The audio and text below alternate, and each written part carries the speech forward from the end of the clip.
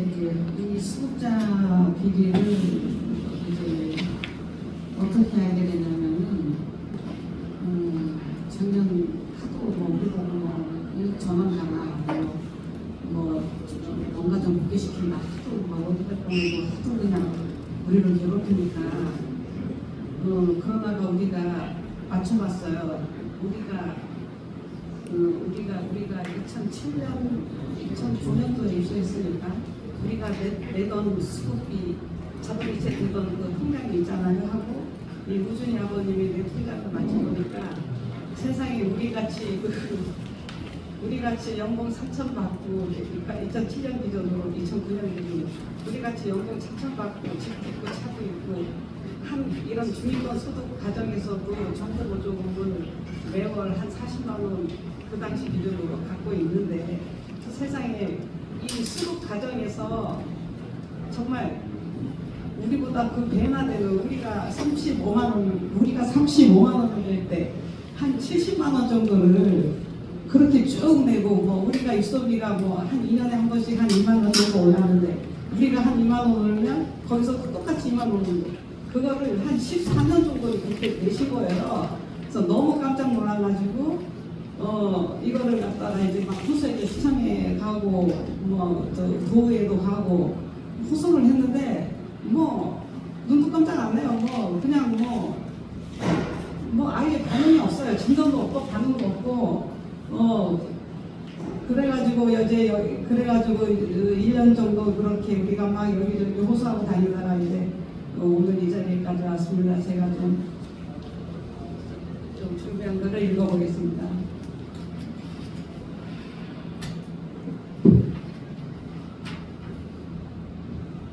기자님들의 언론의 힘을 빌어 꼭 도움을 받고 싶습니다. 저희는 행정력, 공공력이란 힘에 맞서 싸우기는 약한 부모 몇 사람뿐입니다.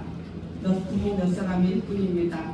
도저히 수급자 형편을 알고는 그 돈을 빼먹을 생각을 할 수 없는 사람들인데 제주도는 어찌 여기서 그 불쌍한 장애인들 돈을 빼먹게 했는지 그리고 그걸 어떻게 무덤 끝까지 가지고 갈 악한 생각들을 하고 있는지 모르겠습니다.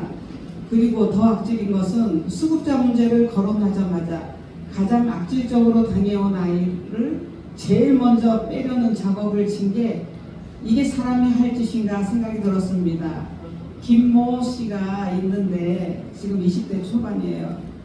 부모님이 일찍 이혼하셨습니다.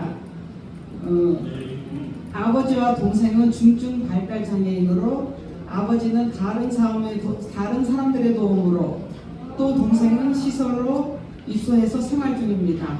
어머니도 질병이 있었는데 그러니까 3형제 중에 그 아들 둘을 혼자서 두 어린 아들을 감당하지 못하니 장애 아들을 사랑의 집에 입소시켰고 집에서 아르바이트 겨우 하면서 아직 어린 형을 어찌어찌 키우고 있던 형편이었습니다.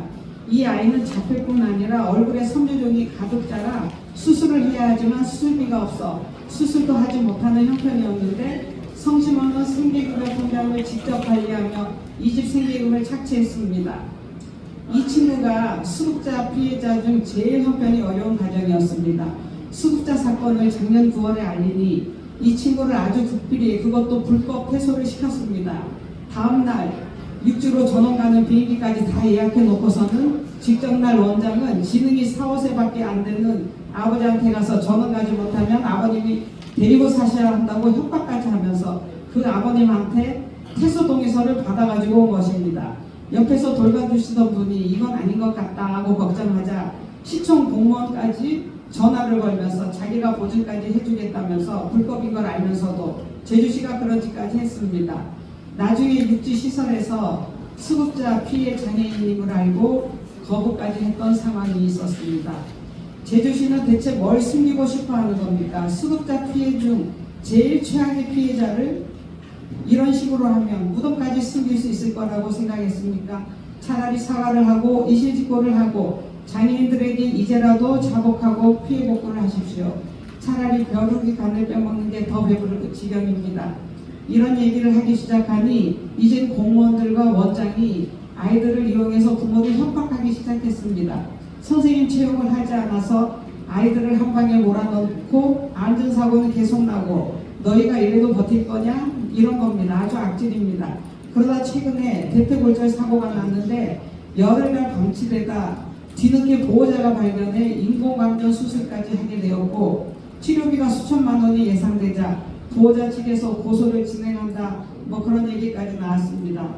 원장과 제주시는 사람이 아닙니다. 원장은 열흘간 무단결근하고 아이들을 방치해놓고 제주시 공무원은 복귀한 원장이 고소당할까 봐서 시설 운영비를 불법으로 항목 변경까지 하면서 이 사건을 무마시키고 있습니다. 학대 일어났다고 시설 폐쇄 때린 같은 행정이 맞는 겁니까?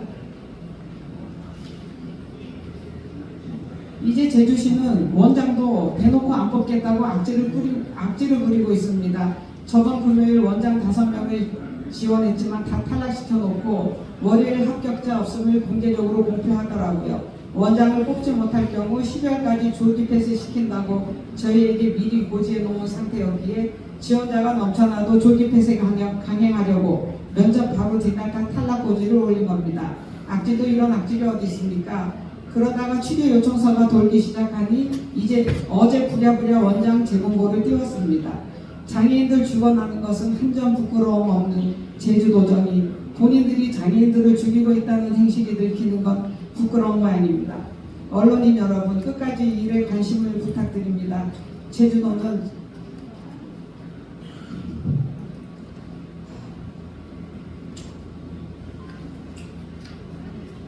제주도는 자신들이 하는 행정이 들키는 게 가장 부끄러워.